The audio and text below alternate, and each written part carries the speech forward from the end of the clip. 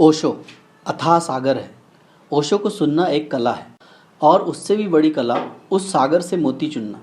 लेकिन ओशो के साथ एक सुविधा है तो अनेक दुविधाएं भी हैं, क्योंकि तुम देख सको तो उनके सागर में कंकड़ पत्थर तो है ही नहीं, सारे के सारे मोती ही हैं। ओशो यहाँ भी हमें भ्रमित करने का कोई तरीका नहीं छोड़ते। शायद वे चाहते हैं कि हम स्वयं हर दुविधा से उभरना सीख जाएं। नमस्कार दोस्तों, मैं आपका दोस्त देवव्रत ओशो सागर से आज मैं आपके लिए ऐसा ही एक मोती चुनकर लाया हूँ, जो आपके जीवन को कांतिमय बनाने में पूर्ण समर्थ है। अब ये आप पर निर्भर करता है कि आप उस मोती को आत्मसात करते हैं या उसे अन्य का समझ देखकर आगे बढ़ जाते हैं। तो आइए इस मोती को जानते हैं। भगवान यह सब चुपचाप देखते रहे थे। जब युवक गिरने को ही हो गया, तब उन्होंने उसे पास बुलाया और कहा, स्मृति को संभाल, होश को जगा। पागल, ऐसे ही तो तू पूर्व में भी गिरा है और बार बार पछताया है।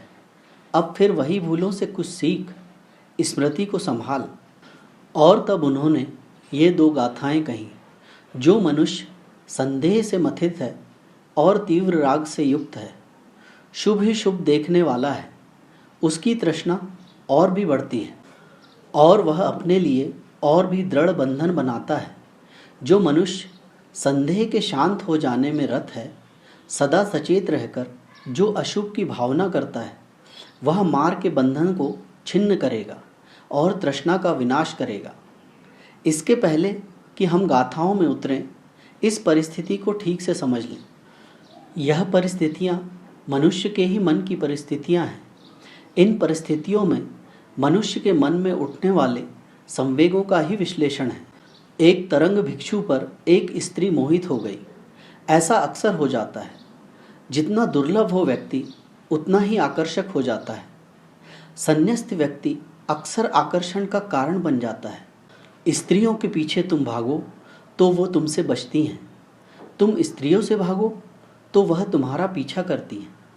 यही बात पुरुष के संबंध में भी सच है। स्त्री अगर पुरुष से भागने लगे तो पुरुष उसका पीछा करता है। स्त्री अगर पुरुष के पीछे चलने लगे तो पुरुष उससे भागने लगता है। मनुष्य का मन बड़े द्वंद्व से भरा है। एक हमेशा पीछा करेगा और एक हमेशा भागता हुआ रहेगा। ऐसे आकर्षण कायम रहता है। प्रकृति की बड़ी गहन रचना है। जो मिल जाए उसमें आकर्षण समाप्त हो जाता है, जो ना मिले तो आकर्षण बना रहता है। स्त्रियों का आकर्षण उसी मात्रा में ज़्यादा होगा जिस मात्रा में उनका पाना कठिन होगा। पुरुषों का आकर्षण भी उसी मात्रा में ज़्यादा होगा जिस मात्रा में उन तक पहुंचना करीब करीब असंभव हो। असंभव से प्रेम कभी मरता नहीं, संभव से प्रेम मर जाता है, क्योंकि जो मिला उसमें आकर्षण समाप्त हुआ, जो ना मिले उसमें ही आकर्षण होता है। संन्यस्त व्यक्ति अक्सर सदियों से स्त्रियों का आकर्षण हो गए हैं। इस भिक्षु पर, इस युवा भिक्षु पर एक स्त्री मोहित हो गई। और सन्यासी पर मोहित हो जाने का एक और अन्य कारण भी है। सन्यास में एक तरह का सौंदर्य है जो संसारी में नहीं हो सकता। संसार को छोड़कर जो हटता है, उसके संसार को छोड़कर हटने में ही वह विशिष्ट हो गया, असाधारण हो गया। जो ध्यान में लगता है, उसके भीतर एक प्रसाद का जन्म होता है। एक तो देह सौंदर्य का है, एक देह से पार और भी है, आत्मा का सौंदर्य। और जिसकी आत्मा का सौंदर्य थोड़ा सा भी खिलने लगे, उसकी देह कुरूप भी हो तो भी कुरूप मालूम नहीं होगी। जैसे बुझा दिया तो तुम्हें दिया दिखाई पड़ता है, फिर जल गया, दिया ज्योतिर्मय हो गया तो ज्योति दिखाई पड़ने लगती है। फिर दिए को कौन देखता है? फिर दिया सुंदर है या नहीं, यह बात गौण हो जाती है। दिया सुंदर है या नहीं, तब तक बात बड़ी महत्वपूर्ण रहती है जब तक दिया बुझा हो, क्योंकि दिया ही है और तो कुछ है ही नहीं। जैसे ही दिया जला, ज्योति का अवतरण हुआ। अब कौन दिए की चिंता करता है? ऐसे ही घटना सन्यासी को भी घटती है। संसारी के पास तो देह मात्र है, मिट्टी का दिया है, ज्योति अभी जगी नहीं। सन्यासी की ज्योति जागनी शुरू होती है। उस ज्योति के अवतरण पर दिया गौण हो जाता है। महत्वपूर्ण आ गया तो स्वभावतः जो गैर महत्वपूर्ण है गौण हो गया। मालिक आ जाए तो नौकर गौण हो जाता है। मालिक ना हो तो नौकर ही मालिक जैसा मालूम पड़ता है। सन्यास में एक आकर्षण और भी है, भीतर का आकर्षण। सन्यासी एक आंतरिक सौंदर्य से दीप्त हो जाता है। एक आभामंडल उसे घेर लेता है। और ध्यान रहे, जैसा मैं निरंतर तुमसे कहा हूँ, मनुष्य वस्तुतः शाश्वत की खोज में ही प्रेम में पड़ता है। तुम जब किसी स्त्री के प्रेम में पड़ते हो या किसी पुरुष के प्रेम में पड़ते हो तो ऊपर से तो ऐसा ही दिखता है कि इस स्त्री के प्रेम में पड़ गया, इस पुरुष के प्रेम में पड़ गया। लेकिन विश्लेषण करो अपनी मनोदशा का तो तुम्हें इस स्त्री में कुछ शाश्वत की झलक मिली इसलिए, इस पुरुष में तुम्हें सनातन का कोई स्वर सुनाई पड़ा इसलिए, इस स्त्री की आंखों में तुम्हें कुछ बात दिखाई पड़ी जो आंखों के पार की, इसके सौंदर्य में भनक मिली तुम्हें परमात्मा की। तो संसार में तो धीमी ध्वनि होती है परमात्मा की, 1000 परतों में दबी होती। सन्यासी का अर्थ यही कि जिसने परतें उगाड़नी शुरू कर दी और जिसका संगीत धीरे धीरे प्रगाढ़ होने लगा, उसके पास जाओगे तो उसके अंतरतम के संगीत में मोहित हो ही जाओगे। यह बिल्कुल स्वाभाविक है, क्योंकि मनुष्य का प्रेम वस्तुतः परमात्मा के लिए है। जब तुम किसी की देह में भी उलझ जाते हो तब भी तुम परमात्मा की ही खोज में उलझते हो। इसलिए हर बार देह में उलझ के पछताते हो, क्योंकि जो सोचा था वह तो मिलता नहीं और जो मिलता है वह सोचा नहीं था। सोचा तो था कि विराट मिलेगा, कम से कम विराट का द्वार मिलेगा, लेकिन जो मिलता है वह दीवार है, जो मिलता है वह क्षणभंगुर है। जब तुम फूल के सौंदर्य में आवाक खड़े रह जाते हो तब इस क्षणभंगुर फूल के सौंदर्य में तुम वाक नहीं होते हो।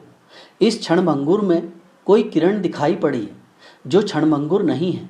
इस क्षणभंगुर पर कोई आभा उतरी है जो अनंत है, शाश्वत है। यह क्षणभंगुर उस शाश्वत आभा से दीप्त हो उठा है, इसलिए क्षणभंगुर में भी आकर्षण है। आभा उड़ जाएगी, सांझ फूल गिर जाएगा झरके धूल में, फिर तुम इसे प्रेम न करोगे। जब युवा होते हैं लोग तब परमात्मा की झलक बड़ी साफ होती है। फिर जैसे वृद्ध होने लगते हैं, देह जड़ होने लगती है, देह मरने के करीब आने लगती है, वैसे वैसे परमात्मा की झलक कम होने लगती है। इसलिए यौवन का आकर्षण है, सन्यासी का आकर्षण और भी ज़्यादा, क्योंकि सन्यासी सदा युवा है।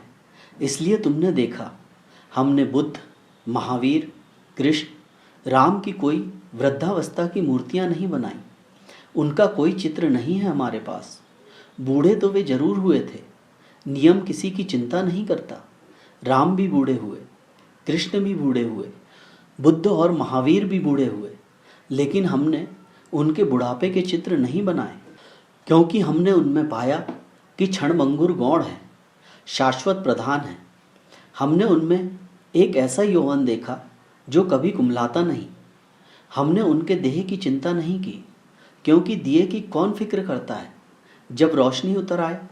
हमने उनके भीतर की रोशनी की फिक्र की। साधारण जन के पास तो रोशनी नहीं है, दिया ही सब कुछ है। इसे तुम ख्याल करना, इस तथ्य के करीब तुम कई बार आओगे। सन्यासी में जो तुम्हें आकर्षण मालूम होता है, उसके प्रति झुक जाने का जो भाव होता है, उसके प्रेम में पड़ जाने की जो आशंका होती है, वो इसलिए है। क्षुद्र कारण चाहे दिखाई पड़ते हों, लेकिन हर क्षुद्रता के भीतर विराट छुपा है। अगर कण कण में परमात्मा है तो क्षुद्रता में भी विराट है।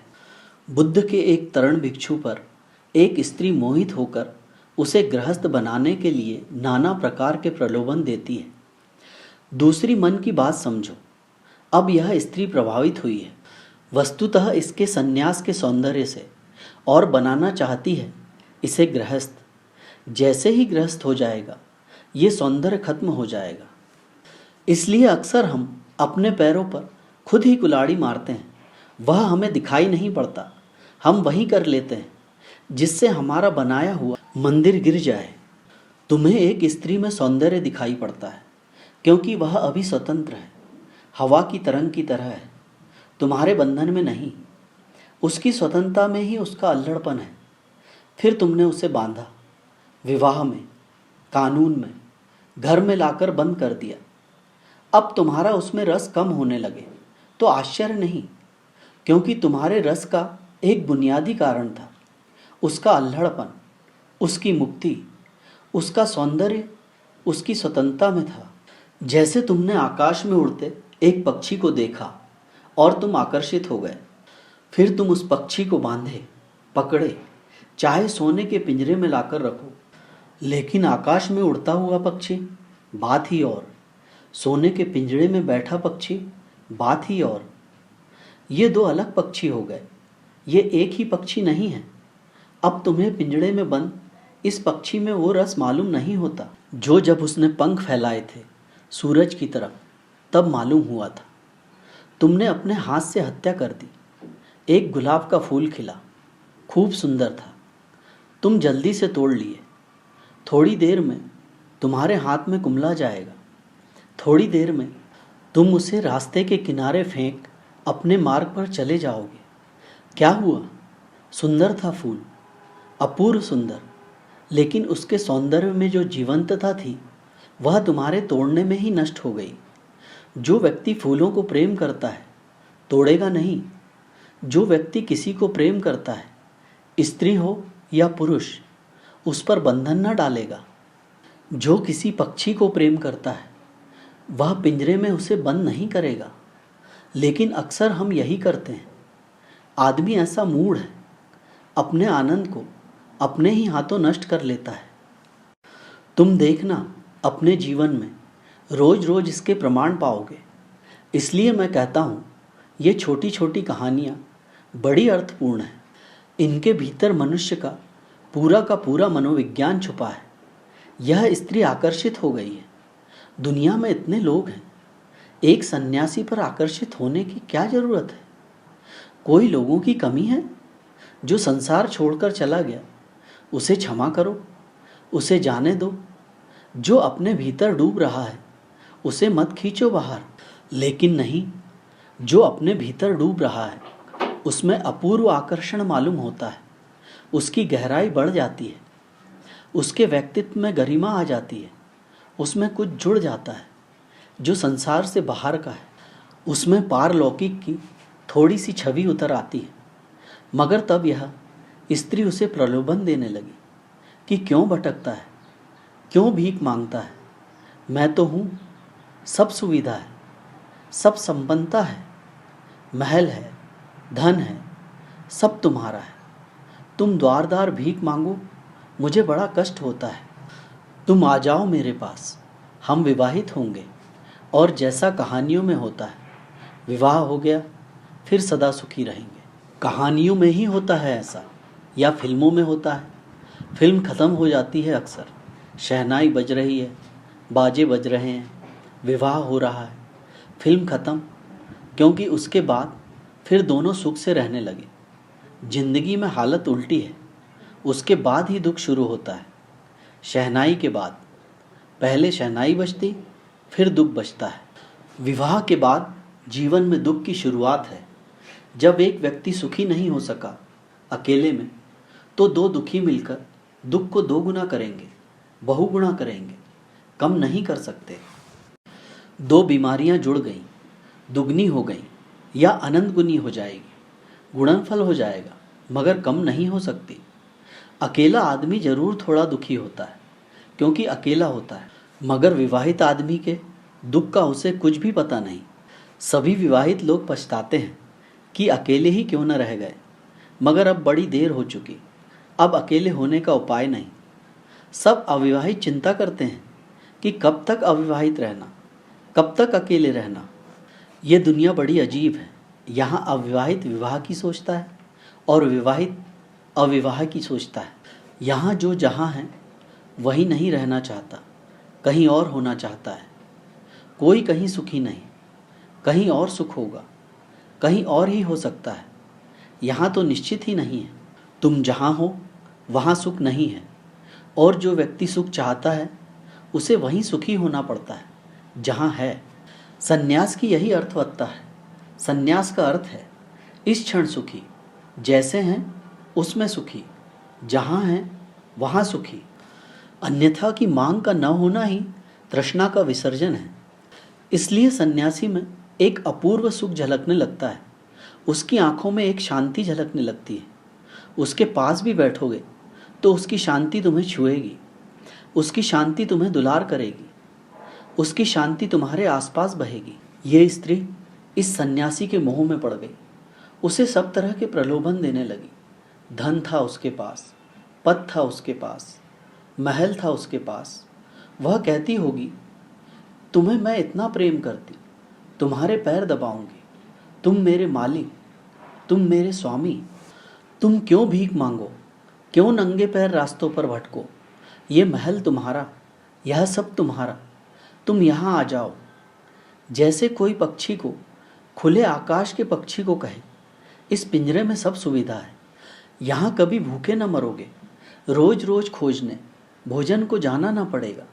और फिर देखते हो सोने का पिंजरा है, फिर देखते हो इस पर हीरे जवाहरात जड़े हैं। ऐसा पिंजरा दुनिया में दूसरा नहीं। तुम आ जाओ भीतर, मुझे द्वार बंद कर लेने दो। एक बार तुम इसमें आ गए, तुम सदा निश्चित रहोगे, सुरक्षित रहोगे। इस पिंजरे का बीमा कराया हुआ है। और शायद पक्षियों में भी आदमी जैसी बुद्धि होती तो वे भी स्वीकार कर लेते। वे अपने से स्वीकार नहीं करते। जबरदस्ती उन्हें पिंजरे में बंद कर दो। एक बात, लेकिन आदमी बुद्धिमान है। आदमी सोचता है हजार बातें। इस युवक ने सोचा होगा, आज तो मैं जवान हूँ तो भीख मांग लेता हूँ, कल बूढ़ा हो जाऊँगा, फिर खैर बुद्ध बूढ़े हो गए हैं, इनको अभी भी भीख मिल जाती है। ये राजपुत्र है, मैं कोई राजपुत्र तो हूँ नहीं। फिर बुद्ध महिमाशाली हैं, इनके वचन में अमृत है, मैं तो साधारण जन हूँ। फिर आज तो बुद्ध है, इनके पीछे छाया की तरह मैं चलता हूँ। सुख है, सुविधा है, सब ठीक हो जाता है। कल बुद्ध मर जाएंगे, फिर ऐसी हजार चिंताएं जैसे तुम्हें पकड़ती हैं उसे पकड़ी होगी। हजार विचार उसे आए होंगे, कभी बीमार होऊंगा, कभी बूढ़ा होऊंगा, फिर कौन मेरी चिंता करेगा, फिर कौन मुझे भोजन देगा, कौन मेरे पैर दबाएगा। ये सुंदर प्यारी स्त्री सब समर्पित करने को राजी है। इसका समर्पण तो देखो, इसका त्याग तो देखो, इसका प्रेम तो देखो। ऐसे बहुत बहुत प्रलोभन उसके मन में पड़े होंगे और बहुत तरंगे उसके मन में उठी होंगी। बुद्ध चुपचाप देखते रहे थे। सद्गुरु तभी रोकता है जब तुम अपने से न रुक पाओ।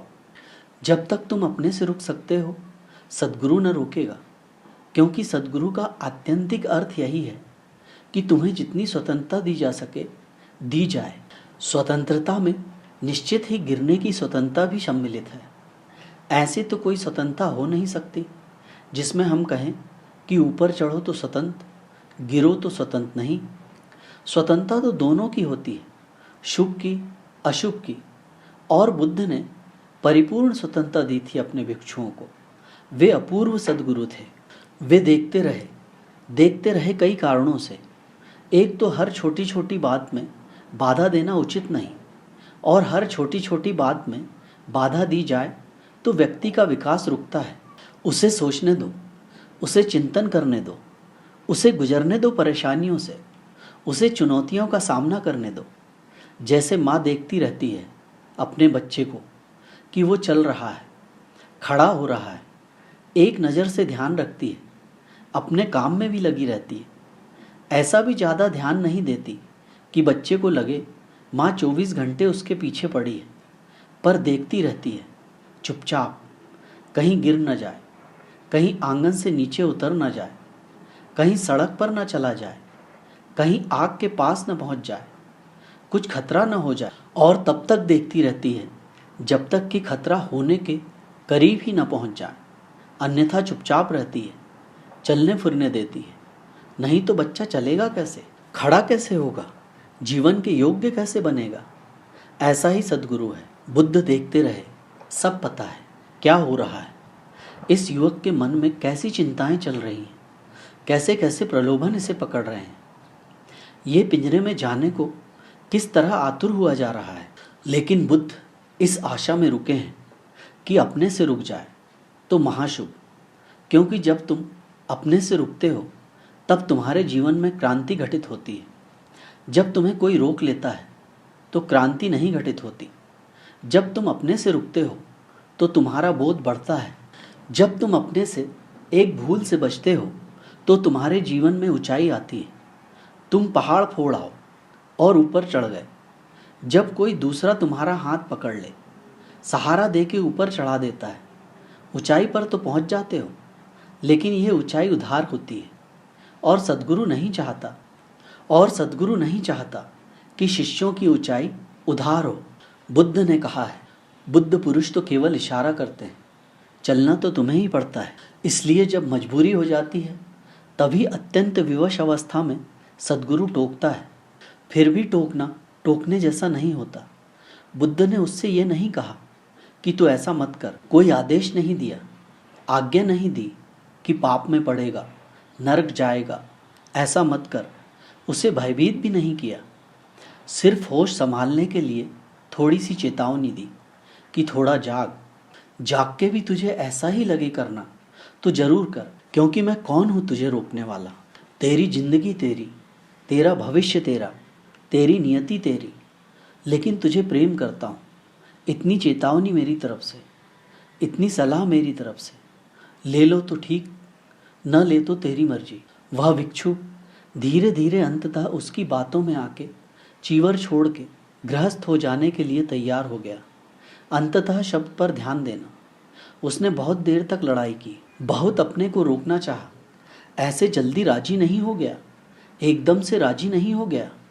स्त्री ने पुकारा और चल नहीं पड़ा उसके पीछे।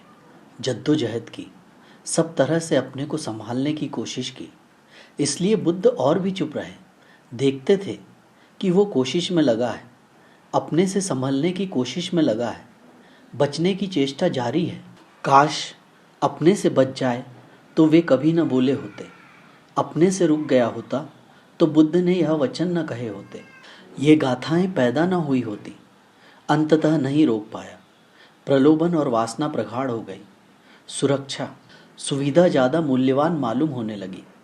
स्वतंत्रता की वजह है, स्वयं के भीतर जाने की बजाय बाहर की थोड़ी सी सुविधाएं ज़्यादा मूल्यवान मालूम होने लगी। जब बुद्ध ने देखा होगा कि अब तराजू का ढंग बदल रहा है, जो पड़ना अब तक भारी था कम भारी हुआ जाता है, जो अब तक कम भारी था भारी हुआ जाता है, इसका चित्त डोल रहा है, इसका चित्त संसार की तरफ बहा जा रहा है। जब यह बात बिल्कुल पक्की हो गई बुद्ध को कि अब अगर एक क्षण और देरी की गई तो शायद फिर बहुत देर हो जाएगी, तब उन्होंने उस युवक को अपने पास बुलाया। उससे कहा, स्मृति को संभाल, इन वचनों को ख्याल में रखना। निंदा नहीं की, डांटा डपटा नहीं, अपराधी नहीं ठहराया।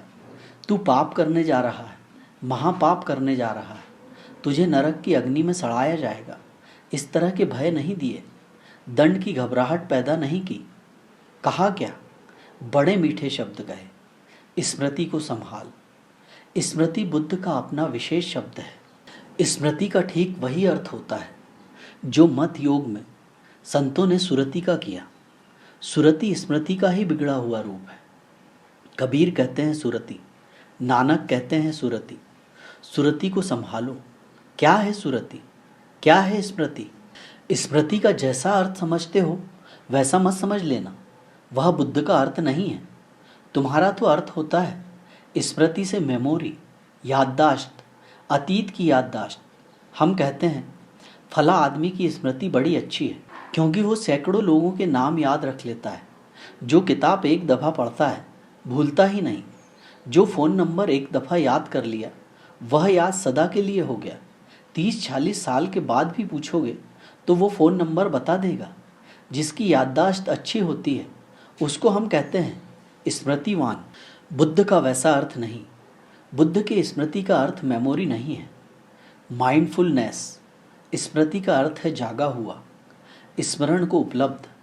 अतीत की स्मृति नहीं, वर्तमान की स्मृति, अभी मैं क्या कर रहा हूँ, अभी मुझसे क्या हो रहा है, यह होशपूर्वक करने का नाम स्मृति है।